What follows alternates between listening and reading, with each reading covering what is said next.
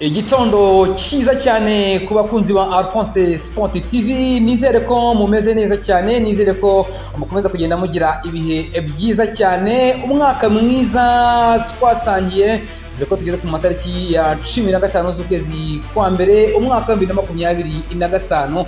Nizere ko ari umwaka mwiza, umwaka w'imigisha, umwaka w'amahirwe kuri mwese mwawutangiye, ndetse yaba abawutangiye batameze neza mu mubiri ndetse n'ibindi bibazo bigiye bitandukanye, ariko nizera ko bizaba bigenda neza cyane. Birumvikana amakuru y'imikino yo nakagaruka kuri Alphonse Sport TV, nizera ko mukomeza kugenda nyine mudushyigikira kabisa, mudutera ingabo mu bitugu kugira ngo tugere cyangwa se kugira ngo channel yacu ikomeze kugenda ikura muri rusange. Turahera ku ikipe ya Rayon Sport, ikipe ya APR, turebe uko zitwaye neza, uko zitwaye nyine birumvikana muri iki gice cya mbere cya shampiyona y'u Rwanda Premier League.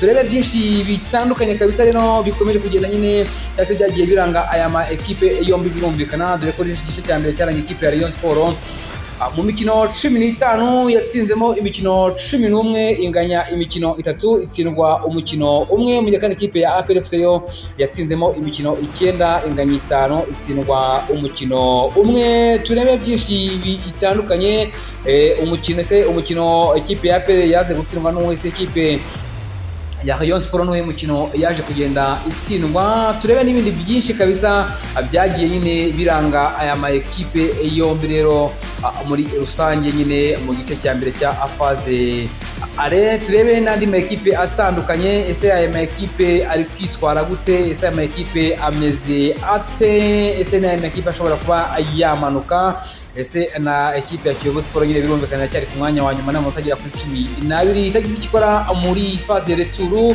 Byumvikana ko n'ubundi equipe ishobora kuba yakerekeza mu cyiciro cya kabiri, dore ko rwose rero phase are irangiye ibarizwa ku mwanya wa nyuma rwose. Rero ubona ko ni ibintu bitaza kuba n'ubundi nyine bigenda biyorohera muri rusange. Birumvikana transferi zikomeje kugenda zivuza ubuhuha, birumvikana nyuma ko igice cya mbere cya shampiyona y'u Rwanda kije kuba nyine n'ubundi kigenda kirangira.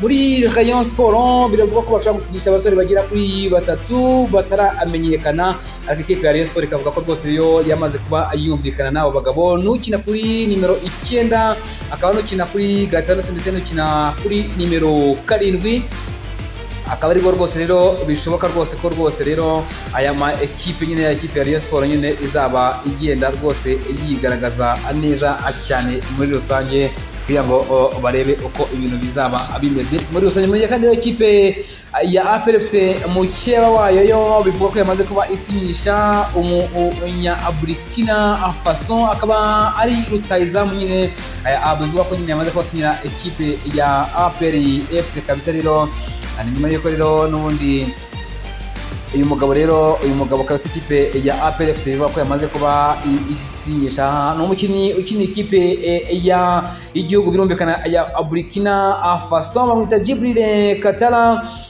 waherukaga nyine gutandukana n'ikipe ya GS Kabiri yo mu gihugu cya Algeria. Bari kuvuga ko nyine yamaze kubasinya n'inge ikipe ya abavandimwe ya APR FC. Tuze kureba byinshi bitandukanye, turebe se ni umugabo ufite amateka yahese, n'umugabo wakoze ibihe by'amateka kugira ngo rero ikipe ya APR FC ibashe kuba yamubenguka, rero ize kuba yamusinyisha, rero azaba yikinira nyine ruturu. Birumvikana n'ikipe ya APR FC nyine nayo ikomeje gushaka nyine igikombe cya shampiyona muri rusange kabisa. Rero akaba rero ari byo byinshi rero tuza kuba nyine n'ubundi tugenda atugarukaho muri rusange, tugira ngo turebe nyine mu Rwanda se bihagaze bite. Birumvikana tuze guca mu yandi makuru menshi atandukanye, tuze kwerekeza rwose rero hariya ku mugabane w'i Burayi, ni muri shampiyona y'Abongereza n'ubundi yagendaga ikomeza. Ekipe ya Manchester City yaje kuba itabona amanota agera kuri 3. Ekipe ya Liverpool nayo ntabwo yaje kuba n'ubundi nayo yitwara neza cyane,